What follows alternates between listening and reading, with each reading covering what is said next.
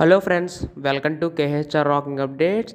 AP స్కూల్స్కి ఒంటి పూట బడులు అయితే నిర్వహించున్నారు. అండ్ అలాగే సమ్మర్ హాలిడేస్ అనేవి ఎప్పటి నుంచి ఎప్పటి వరకు ఉంటాయి, ప్రతిదీ కూడా ఈ వీడియోలో కంప్లీట్గా డీటెయిల్గా తెలుసుకుందాం. అండ్ రీఓపెన్ అనేది ఎప్పుడు చేస్తారు, ప్రతిదీ కూడా కంప్లీట్గా ఉంటుంది. సో ఈ వీడియో ఎండ్ వరకు చూడండి. అంతకంటే ముందు ఛానల్ని సబ్స్క్రైబ్ చేసుకోకపోతే దయచేసి ఛానల్ని సబ్స్క్రైబ్ చేసుకోండి.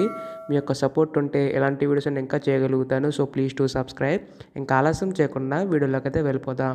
సో మీరు ఇక్కడైతే చూస్తున్నారు కదా, ఒంటి పూట బడులకు సంబంధించి అప్డేట్ అయితే వచ్చింది. ఈ నెల 18 నుంచి ఒంటి పూట బడుల నిర్వహణకు పాఠశాల విద్యాశాఖ కమిషనర్ సురేష్ కుమార్ ఉత్తర్వులు జారీ చేశారు.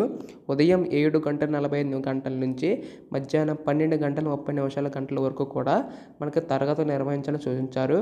ఎండల తీవ్రత ఎక్కువగా ఉన్న నేపథ్యంలో ఆరు బయట చెట్ల కింద తరగతులు నిర్వహించవద్దని ఆదేశించారు. అటు తెలంగాణలో రేపటి నుంచి ఏప్రిల్ 23 వరకు కూడా బడులు అయితే ఉన్నాయని చెప్పేసి అన్నారు. సో ఈ విధంగా అప్డేట్ అయితే వచ్చింది. అంటే మనకి ఏప్రిల్ 18 నుంచి, అంటే మనకి ఇక్కడ మండే నుంచి మనకి ఇక్కడ ఒంటిపూట బడులు అయితే నిర్వహించున్నారు. అండ్ అలాగే 10th క్లాస్ ఎగ్జామ్స్ కూడా అప్పటి నుంచి స్టార్ట్ అవుతాయి. సో టైమింగ్ చూసుకుంటే 7:45 నుంచి 12:30 వరకు క్లాసెస్ అయితే నిర్వహిస్తారు. సో ఇప్పుడు చూసుకుంటే మెయిన్ థింగ్ ఇక్కడ మనకి సమ్మర్ హాలిడేస్ అని ఎప్పుడైతే డిక్లేర్ చేస్తారు. సో ఇక్కడ చూసుకుంటే తెలంగాణలో ఏప్రిల్ 23 వరకు కూడా హాఫ్ డే స్కూల్స్ అయితే కండక్ట్ చేస్తున్నారని చెప్పేసి అన్నారు. సో మనకి ఏపీలో కూడా మ్యాక్సిమం ఈ డేట్లో, అంటే ఏప్రిల్ 24 కానీ 25వ తారీఖున కానీ మనకి సమ్మర్ హాలిడేస్ అయితే డిక్లేర్ చేసే అవకాశం అయితే ఉంది.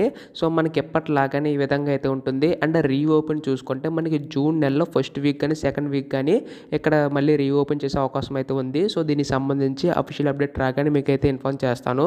సో అందుకోసం వెంటనే ఛానల్ని సబ్స్క్రైబ్ చేసుకోండి. సబ్స్క్రైబ్ చేసుకుంటే మాత్రం మీకు అప్డేట్ అయితే వస్తుంది. అలాగే బెల్ ఐకాన్ అయితే ట్యాప్ చేయండి. So thanks for watching guys. By by now.